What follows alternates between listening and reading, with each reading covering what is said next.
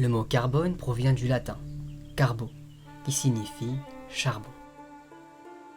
Mais du coup, le carbone sous forme de charbon de bois, on le connaît depuis la préhistoire.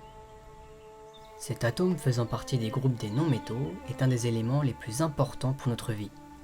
Elle forme ce qu'on appelle la charpente de toutes les molécules organiques composant les êtres vivants, en s'associant avec l'oxygène, l'azote, le phosphate et l'hydrogène notamment.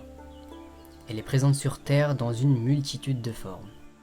Pour exemple, nous connaissons plus d'1 million de composés qui possèdent du carbone lié à de l'hydrogène, ainsi qu'un grand nombre de composés inorganiques. Tout cela est permis grâce à un cycle spécifique qu'on appelle le cycle du carbone. Ce cycle est basé sur le dioxyde de carbone, donc le CO2, qui peut être fourni à l'air sous forme de gaz et à l'eau sous forme dissoute.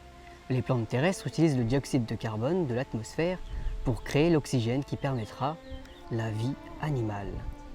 Le procédé permettant à un végétal d'absorber du CO2 puis de le transformer en dioxygène est appelé photosynthèse. Et c'est grâce à cette réaction qui transforme une forme inorganique en une forme organique qui permettra aux animaux herbivores de fabriquer les sucres, les lipides et les protéines nécessaires qui les constituent. La photosynthèse est un phénomène très connu et c'est d'ailleurs en 2013 que des chercheurs ont réussi à dater la première apparition de photosynthèse à au moins 3,8 milliards d'années. Et oui, c'est très âgé vu que la Terre est née à peine 700 millions d'années avant. Et je rappelle que 700 millions d'années à l'échelle de l'univers, c'est pas grand-chose. Donc vous vous imaginez bien que la photosynthèse est très important et ça marche depuis très longtemps, et heureusement pour nous d'ailleurs. En parlant de temps, saviez-vous que c'est grâce au carbone qu'aujourd'hui on réussit à dater la plupart de nos découvertes, notamment dans le domaine de l'archéologie et de la paléontologie. Et on appelle cette méthode la datation par carbone 14. Pourquoi le nombre 14? Car c'est tout simplement l'isotope du carbone 14, donc C14, qui possède 14 nucléons à la place des 12 de base. Cet isotope de carbone a comme particularité d'avoir une période radioactive, appelée demi-vie, de 5730 années, qui permet la datation d'un objet archéologique jusqu'à 50 000 ans. Mais malheureusement, la méthode de datation par carbone 14 ne sera plus d'aucune utilité pour nos archéologues de demain, car les explosions thermonucléaires réalisées à partir des années 1960 ont créé des excès considérables de carbone 14 qui rend cette méthode non efficace. Mais ne soyez pas tristes, pour autant il existe d'autres méthodes de datation un peu plus spécifiques comme l'OSL, en français la luminescence optiquement stimulée, qui consiste à étudier le taux de lumière absorbé par un objet, par exemple des eaux fossilisées.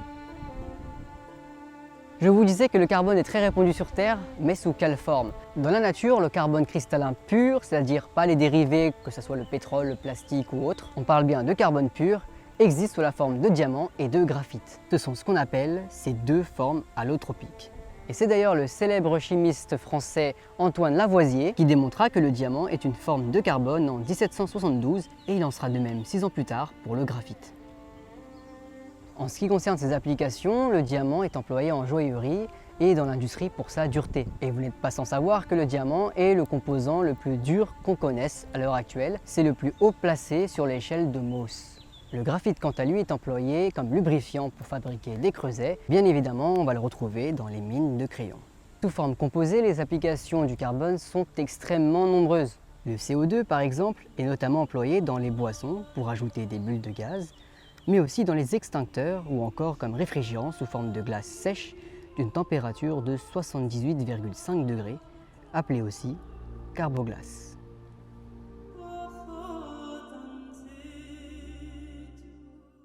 Bon bah voilà, ce sera tout pour aujourd'hui. Désolé, je ne savais pas du tout comment terminer cette vidéo, mais néanmoins j'avais quand même quelques mots à vous dire avant de vous quitter. Tout d'abord, je vous remercie d'être aussi nombreux en commentaire comme d'habitude. Nous sommes certes encore un petit groupe, mais un petit groupe très actif. Et ça fait vraiment très plaisir. Merci également pour la dernière vidéo où vous avez été extrêmement compréhensif, ça fait vraiment plaisir. Mais enfin bref, j'espère que ce format spécial vous aura plu. J'en ferai d'ailleurs de temps en temps dès qu'un atome mérite une particulière attention. Sinon la semaine prochaine, on verra l'élément chimique qui vous permet de surgeler vos aliments. Sur ce, portez-vous bien et n'oubliez pas que le temps, c'est de la science. Ciao!